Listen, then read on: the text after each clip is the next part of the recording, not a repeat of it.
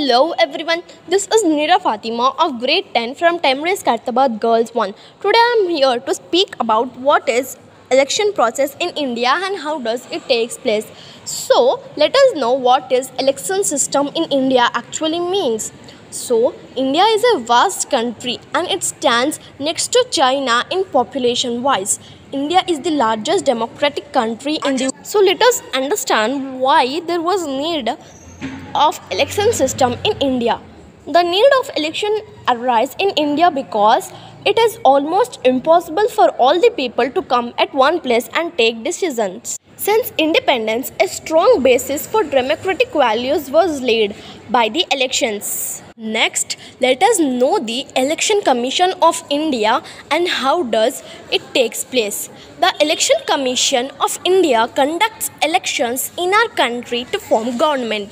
The EC, that means Election Commission, came into existence on 25th January in the year 1950.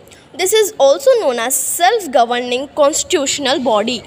The Election Commission structured some set of rules to be followed by the political parties. The Election Commission announces the results of the elections and submits to the central or state authority concerned. The Election Commission has authorized to prepare electoral rolls and conduct elections for Lok Sabha, Rajya Sabha, state legislative bodies, the President and the Vice President.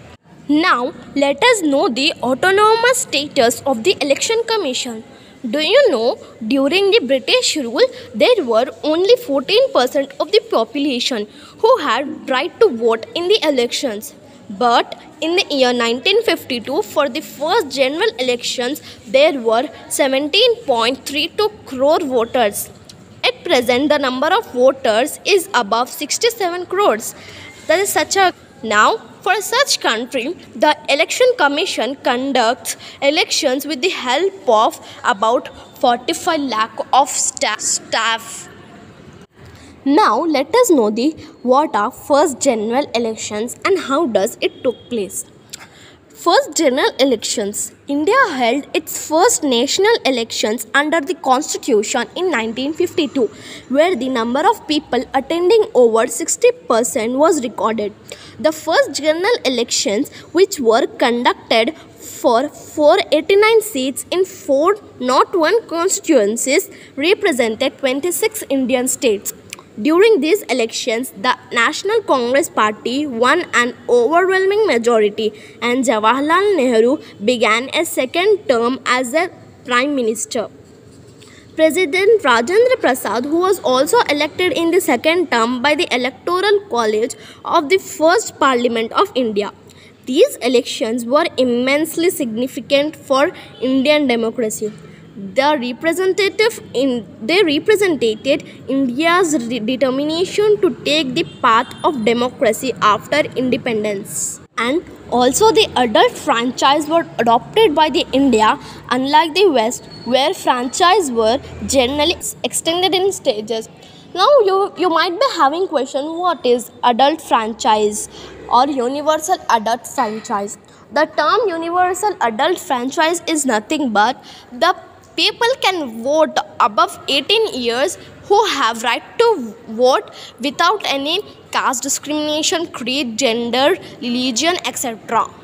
But the first general elections were difficult because of the social background of India. There were over 173 million voters. Most of them were poor, illiterate and rural and having no experience of elections. And the big question at the time of first general elections was that how would the people respond to this opportunity?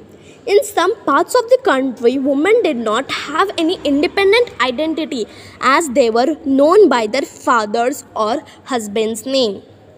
India's electoral system was developed according to the directives of the Constitution.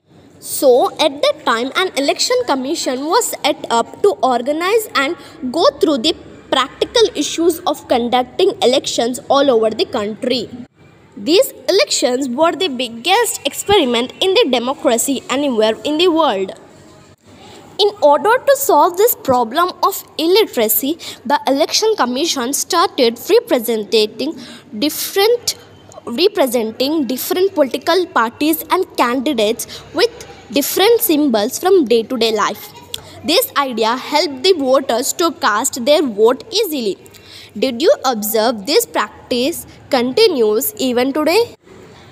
In the first elections, the process of voting is made much more simpler by providing each candidate with a separate ballot paper in the box of their favorable candidate. To encourage the voters to cast their votes, huge awareness campaigns were conducted. So, this was a little introduction about how the election process in India has been done. So, thank you everyone.